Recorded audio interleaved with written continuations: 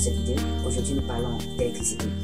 Dans cette vidéo, je vais vous montrer comment appliquer la loi des mailles et la loi des nœuds. La loi des nœuds concerne les courants, c'est-à-dire les intensités des courants, notées généralement I. Et la loi des mailles concerne les tensions, que l'on appelle encore les différences de potentiel. Nous avons deux activités. Nous avons ce schéma dans lequel on a 5 courants, I1, I2, I3, I4, I5. On demande dans cette petite activité de calculer I5.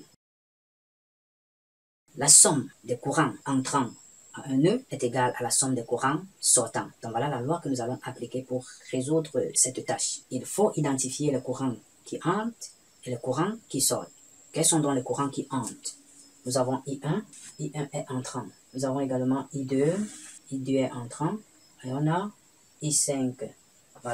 Voilà les 3 courants qui entrent au nœud N. I3 sort, I4 également sort. On peut donc appliquer cette loi maintenant afin de déterminer la valeur de l'intensité I5. Allons-y. On aura I1 plus I2 plus I5 égale à la somme des courants qui sortent, c'est-à-dire I3 et I4, égale à I3 plus I4. C'est aussi simple. Il ne reste plus qu'à tirer l'intensité I5 demandée. Donc cette intensité I5 sera égale, tout ceci reste là, et on aura I1 et I2 qui vont traverser. Et voilà. I5 est égal à I3 plus I4. Les deux la traversent, ça fait donc moins facteur de I1 plus I2. Ou bien encore moins I1 moins I2. On applique directement. I3 c'est 10. I4 3 moins I1 2. I2 4. Cela fait 13 moins 6. On obtient I5 égale donc à 7. Voilà pour ce qui est de la valeur de I5 demandée dans cette tâche. Donc nous avons appliqué la loi des nœuds, que voici. Et nous avons tiré l'intensité inconnue, c'est-à-dire I5, que voici. Et nous avons donc effectué l'application numérique. On trouve I5 égale à 7 mA, ce qui vaut en ampères 0,007. Passons maintenant à la deuxième activité. Nous avons également une schématisation qui permet d'appliquer cette loi, la loi des mailles. Et pour appliquer la loi des mailles, il faut savoir représenter les flèches tension. Bon, ici, nous avons déjà représenté les flèches tension, mais dans d'autres cas, lorsqu'on connaît la nature des dipôles, on ne vous donnera pas ces flèches tension. Ce sera à vous de représenter les différentes flèches tension pour un générateur, pour un récepteur, pour un résistor et autres. Donc ici, l'objectif étant de montrer comment appliquer la loi des mailles. Cela s'applique à l'aide, n'est-ce pas, des tensions représentées.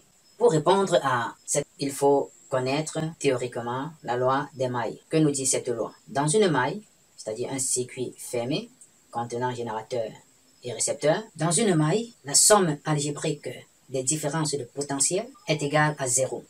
Voilà ce que nous dit la loi des mailles. La somme algébrique des différences de potentiel est égale à 0. Dans ce cas, on choisit un sens de parcours de la maille. Nous allons rapidement le faire. Choisissons, par exemple, le sens des aiguilles d'une montre. Donc, on va parcourir notre maille dans ce sens. Pour simplifier la tâche, lorsqu'on a le sens de parcours, il suffira de compter positivement les flèches tension ou alors les tensions qui vont dans le même sens que le sens de parcours de la maille et de compter négativement les flèches tension qui vont dans le sens contraire. Là, c'est pour simplifier. Dans ce cas, on aura alors, on repère d'abord les tensions qui vont dans le même sens. Lorsqu'on parcourt la maille, j'ai U3 et U1. Donc, je vais avoir U1 plus U3 et les autres vont dans le sens contraire. Donc, j'ai U4 et U2. Donc, moins U2 moins U4 égale à 0. Voilà ce que cela signifie. Maintenant, il est question de déterminer la tension U3, cette tension. On tire U3.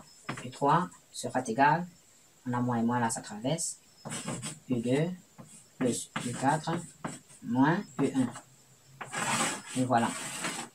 Il ne reste plus qu'à faire l'application U3 égale U2 plus U4.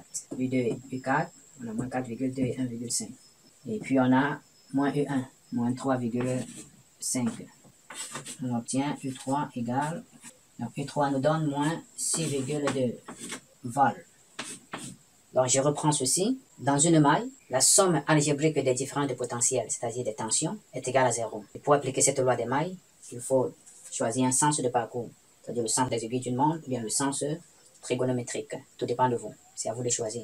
Une fois que vous avez choisi, alors comptez positivement tout simplement les tensions qui vont dans le sens de parcours choisi, c'est-à-dire le sens de parcours de la maille.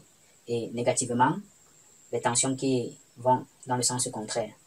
Ça, c'est pour simplifier. Donc, les tensions qui vont dans le sens positif, nous avons identifié U1 et U3. Et celles qui vont dans le sens contraire du sens de parcours de la maille, nous avons U4 et U2.